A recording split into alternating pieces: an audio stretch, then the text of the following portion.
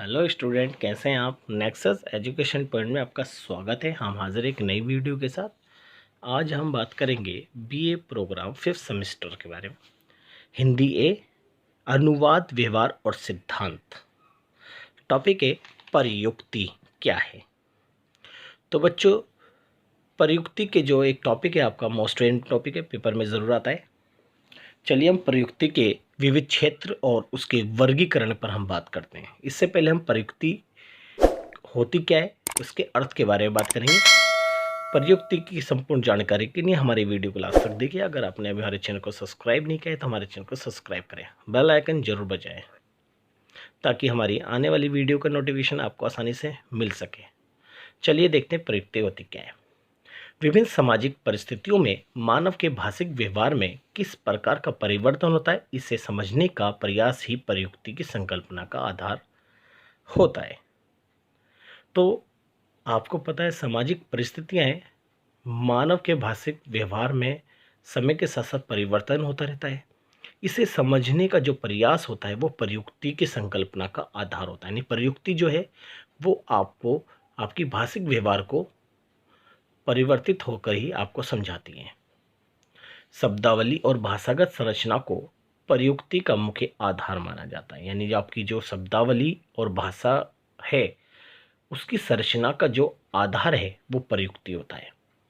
वास्तव में अगर मैं बात करता हूँ प्रयुक्ति होता क्या है, प्रयुक्ति का मतलब होता है किसी चीज़ का प्रयोग, प्रेरणा या नियत या किसी चीज़ का उद्देश्य या अवसर, ये सारी चीज़ें जो होती है ये प्रयुक्ति के अर्थ में आती है। आधुनिक भाषा विज्ञान में भाषा को देखने की दो दृष्टियाँ होती हैं। अगर हम बात करें तो भाषा को देखने की दो दृष्टि होती हैं। एक दृष्टि ये बताती है कि भाषा क्या है, उसकी व्याकरण व्यवस्था कैसी है और संरचना के नियम क्या है, ये पहली दृष्टि बताती है। और जबकि प्रयुक्ति की जो दूसरी दृष्टि है वो भाषा के व्यवहारिक पक्ष से संबंध होकर बताती है, भाषा किन प्रयोजनों को साधती है। तो इस तरह से ये जो बताया गया है, आधुनिक भाषा विज्ञान की ये दो दृष्टियाँ बताई गई हैं। प्रयुक्ति वास्तव में शब्द का प्रयोग अंग्रेजी शब्द यानी रजिस्टर के हिंदी पर्याय के रूप में आया है। यानी जो रजिस्टर वर्ड है वो प्रयुक्ति होता है। रजिस्टर की संकल्पना ब्रिटिश स्कूल के फर्थ के अनुयायी भाषा विज्ञानियों की देन है। यानी ये जो रजिस्टर जो शब्द है ये है आपकी जो वैज्ञानिक है, यानी ब्रिटिश स्कूल के फर्थ के अनुयायी जो है वैज्ञानिक, उनकी देन है। इनमें रीट यानी ये जो वैज्ञानिक थे जिनकी देन है वो उनका नाम है हैलिडे, स्टीनज आदि प्रमुख हैं। अमेरिका भाषा विज्ञानियों में भी इस संकल्पना के प्रयोग के उदाहरण मिलते हैं।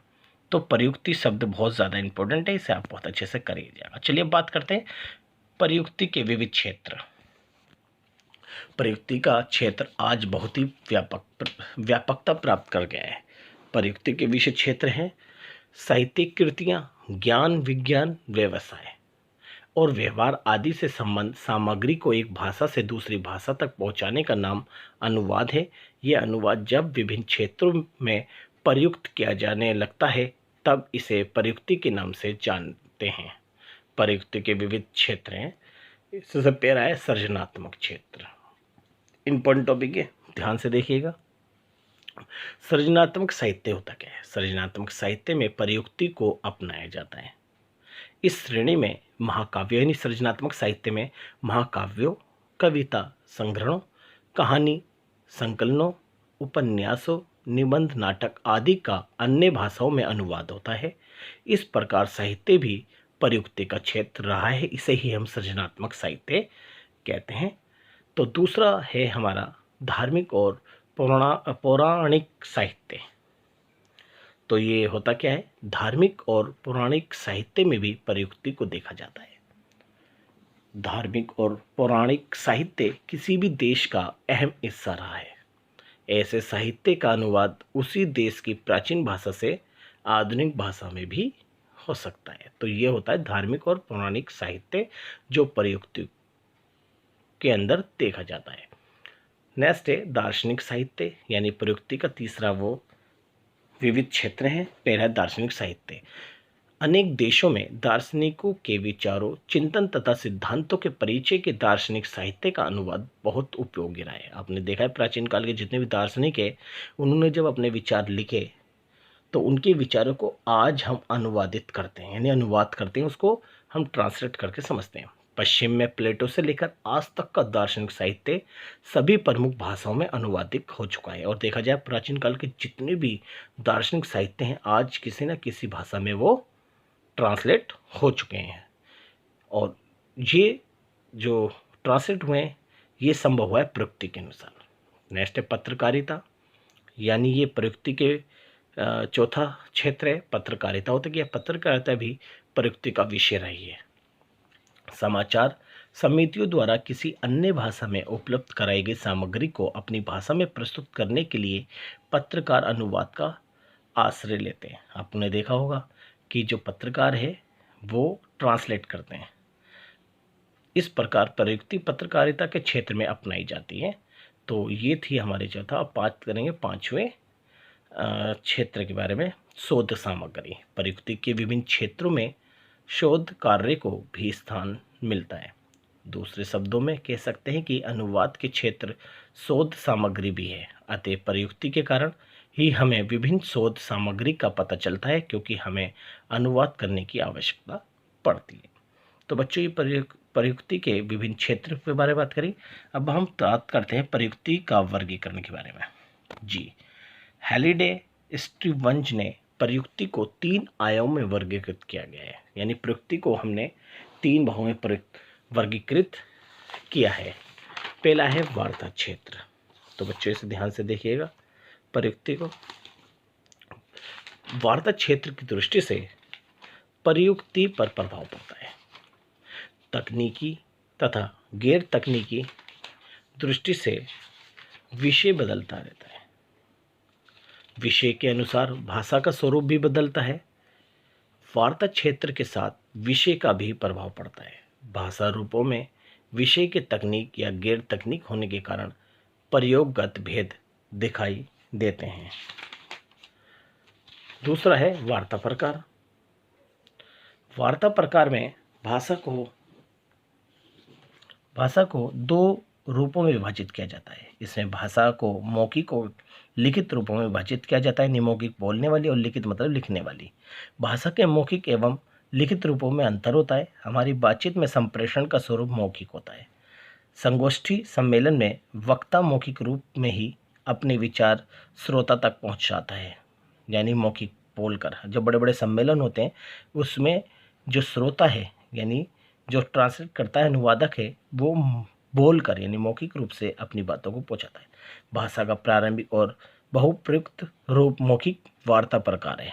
गीत, संगीत, प्रार्थना, पूजा आदि ये सभी मौखिक वार्ता प्रकार का ही एक रूप है।